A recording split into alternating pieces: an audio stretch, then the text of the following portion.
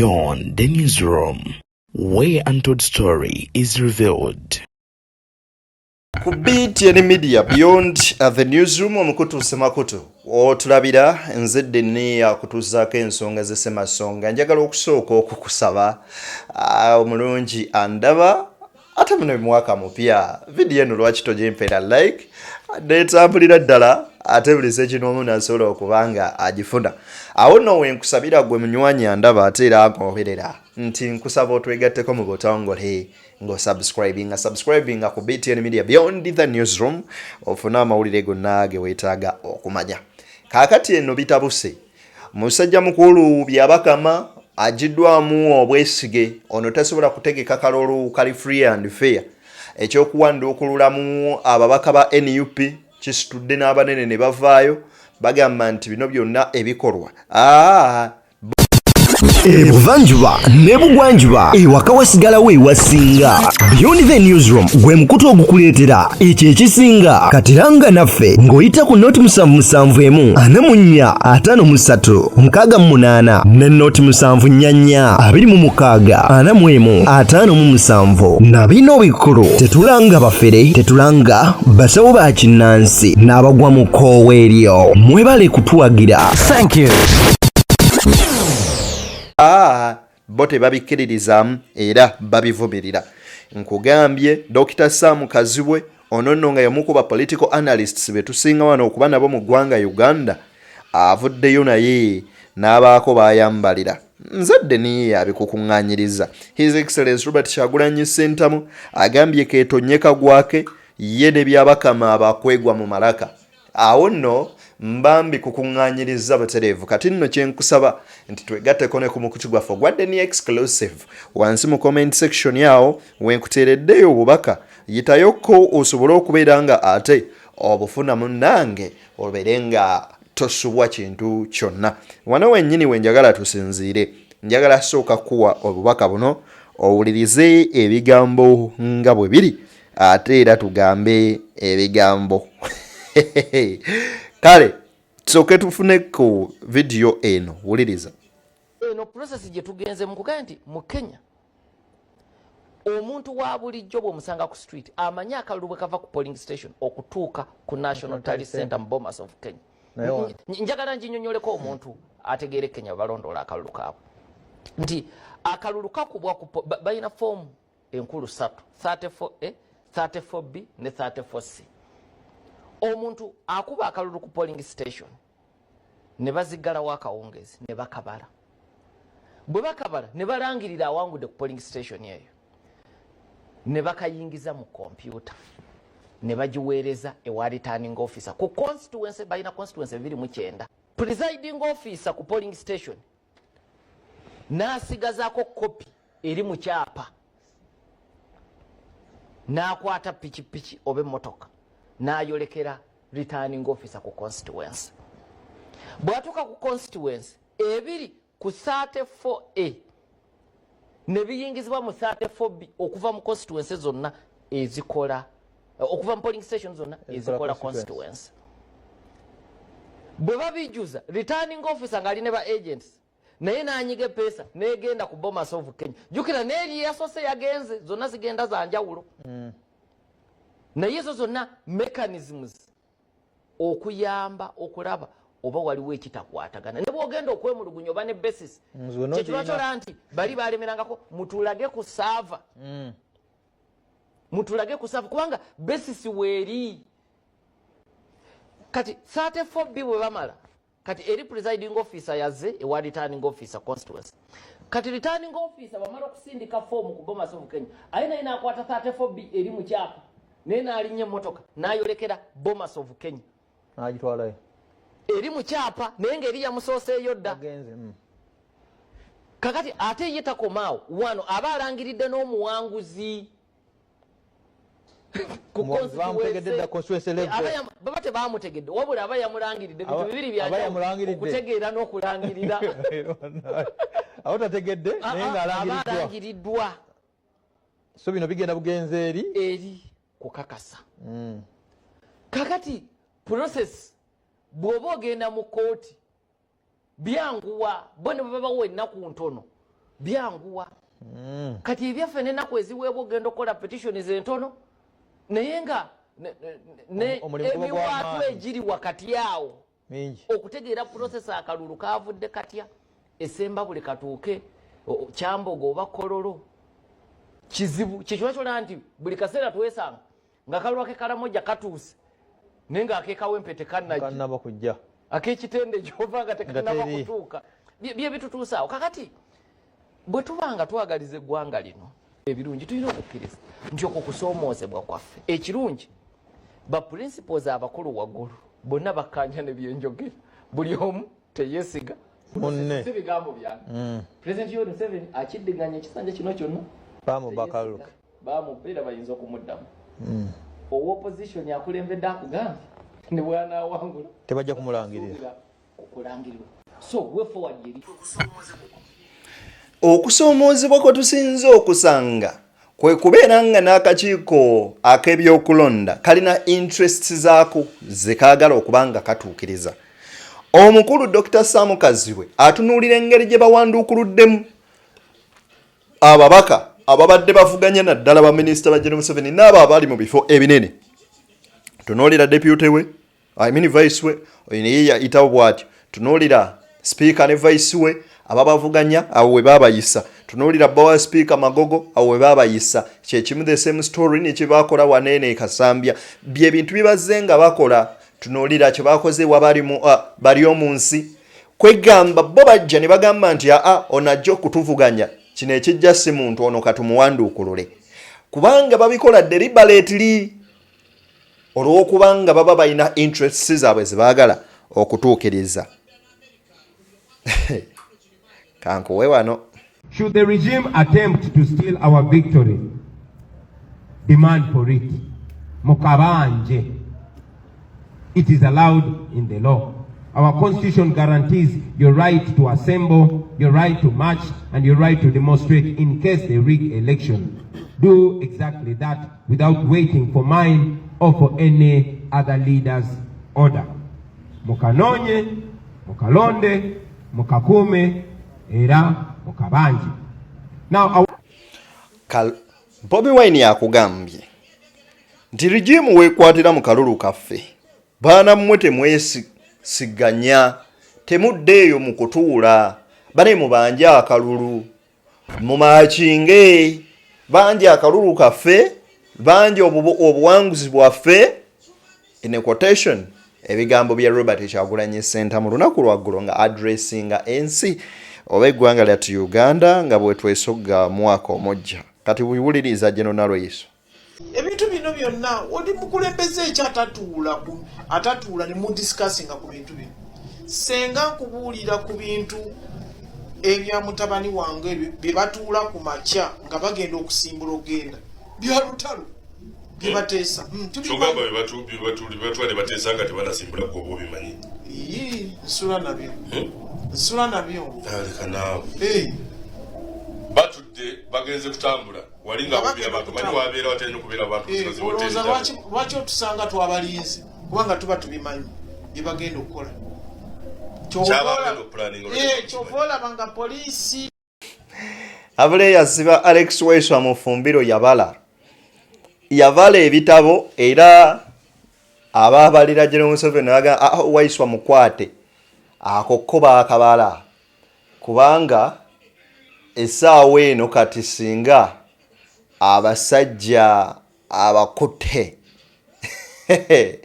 kubanga bw'owulira ebigambo bya General Loiso mbwa batuula buli lunaku nga tebannagenda mu campaign bye bateesa tuba tubimanyi era nga tubiwulira.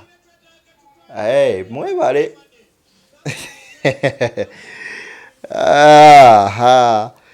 Kankuwe byabakama. Go home or stay. Matter or aspect. First of all, the commission works in line with the law. The commission is alive and aware of that provision of the law that says voters can stand 20 meters away from polling station. We have said, be that as it may, let us look at the practical realities. One, in 2020, we had some polling stations in 2021, sorry. We had some polling stations. I had thought I would come with the statistics here, but I look for my paper, I will get it and be able to share it with the members of the public. Where some polling stations, the Electoral Commission was not able to declare or to announce the results. Why? Because the people who had gathered around the polling station started some altercation or some kavuyo. Either fight among themselves, or it was deliberately organized or orchestrated, and in the process of this altercation between themselves, they invaded the polling station, they grabbed the ballot box, they all destroyed the materials, and therefore there was nothing the Electoral Commission could either count or declare at that polling station. Naye mwami byabakama agambye mu kalulu akaggwa waliwo polling station ezimu abantu gye baakola obuvuyo obwaleetera okulemesa abalonzesa okubala obululu era abamu mbu baatuuka n'okuinvading oba okuzingako poliisi ne babajjako obululu. Anyway, let's take an example of Akawempe by-elections. Twalaba ku magye ebimotoka by'amagye ne poliisi nga byo byennyini nga bikoze eki. Ebimotoka ebyo nga basamba obululu ne basamba ebibokisi ne babuyiwa eri obulala ne bayuzaayuza. Lwaki kino tekikola nga benchmarkinga ku ebyo ne mugamba okusinzira kavuyo akaakolebwa bino ab'ebyokwerinda kati n'abantu muyimirire eruuyi eri mukuuma akalulu kammwe. Lwaki temuvumirira bali abaakola akavuyo emisana tuku ku kamera? That's why mugobayo kamera, because you know that you're doing evil acts. Yeah, you have your evil deeds. That's why mwogera ebyo. Naye kiri Uganda. Okay. Kankuwe wano ku katambi kana akalala ate na bino. Don't know if you know the similarity 1986, 2016 and 2026. Mark that and use it. Kale nti bw'oba omanyi amakulu ga 1986 2016 kaakati ne 2026 amakulu ago gennyini ge muba musinga okukozesa. Mwabasoma ebyafaayo mumanyi bulungi what happened in 1986. Wamukitegeera 1986 mumanyi bulungi ekyatuukawo era. Anyway, mu 1986 y'enkomekerero y'olutalo olwa NRA lwe baalimu. Ye NRM amesaawa eno. Era Januari 26 NRA bawamba ekibuga Kampala era lwe lwakomya olutalo olw'omunda. Ekyo mwenna mukimanyi bulungi nnyo nnyini ddala. Kaakati bw'omala omanya ekyo then oba otegeera nti kirabika okuba nga ke kaseera aka General Museveni okubanga oyakifuuwa akizza munda. Oba okategedde? Bwe kiba bwe kityo, Dr. Kano Kizza Besigye bwe yateekawo amaanyi ennyo nnyini ddala mu 2016 kyayoyoleka lwatu nti waliwo eryanyi eryakozesebwa eritaali lya bulijjo nammibwa obuwanguzi bwe. Era wano Museveni yawangula n'ebitundu 6. Ekyo nno mujja kijjukiranga ebiseera byonna. Kati ki ekiddako mu 2026?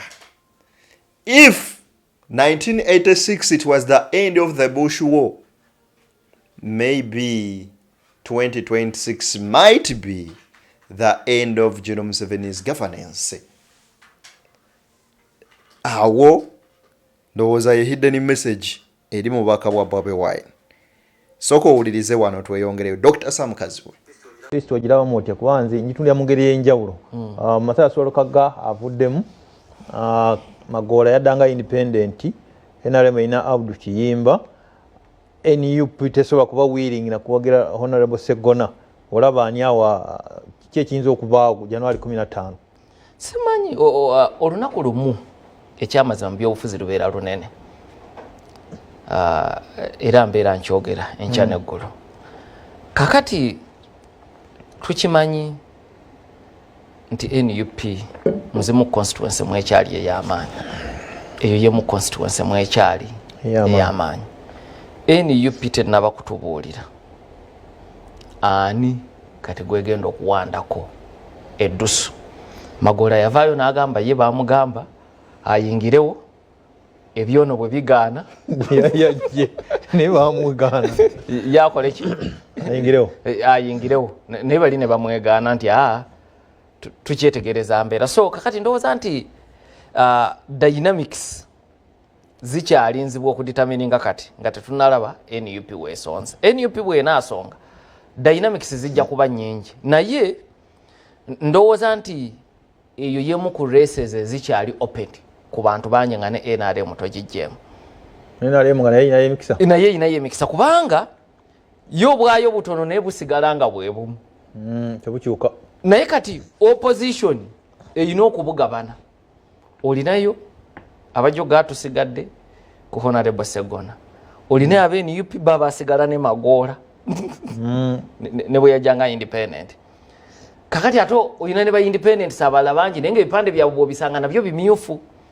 So ndowooza nti emu constituencies ezikyali open ye constituency eya Busiro East era nga determinant zikyasobola okubeerawo ng'ebula n'olunaku lumu okulonda kubeerewo.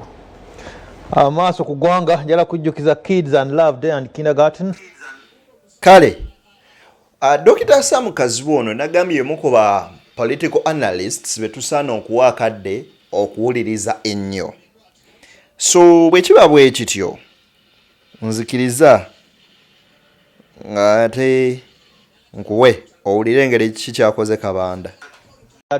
Mwaka 2004-2005 waliwo 2024 2024 ne 2025 wajitu eyajjanga mu Hozi Factor MK project njagala okubuuzaako tuba mu 2025 awo sijjukira mwezi naye makatikati awo General Muhozi eyali yefunyiridde ne tiimu yo gamba bwa president 2026 tujja n'ayisa statement abantu bange mwenna muwagire NRM ne M7 era bwe batyo n'ava mu Lukano n'afuuka CDF nawe bwa CDF.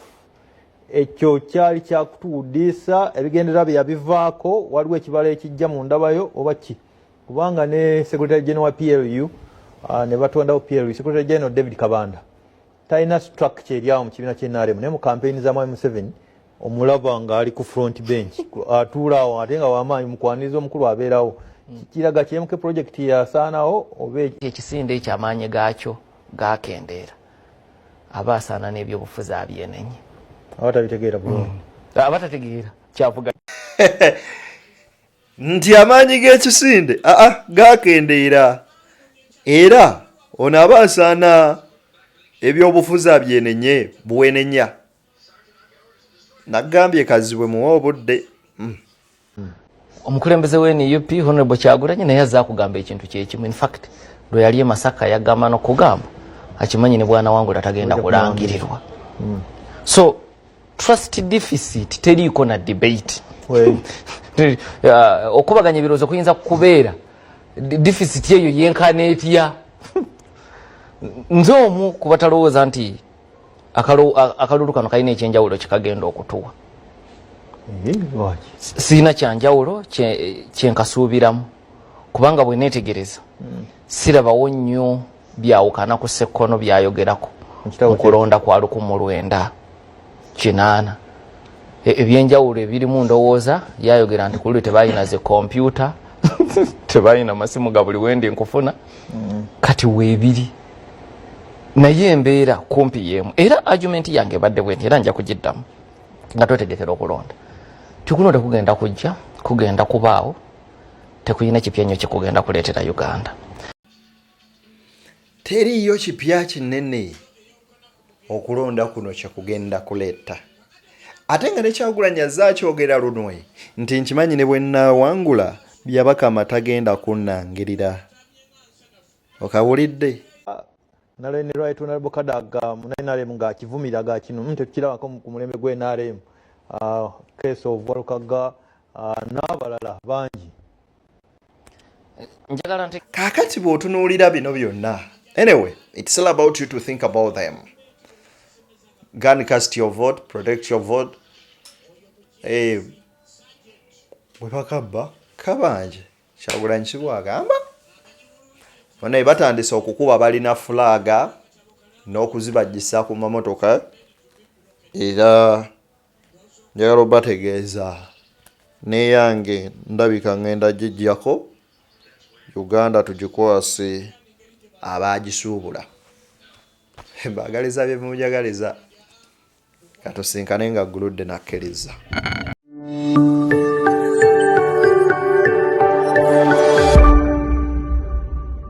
Beyond the newsroom, where untold story is revealed.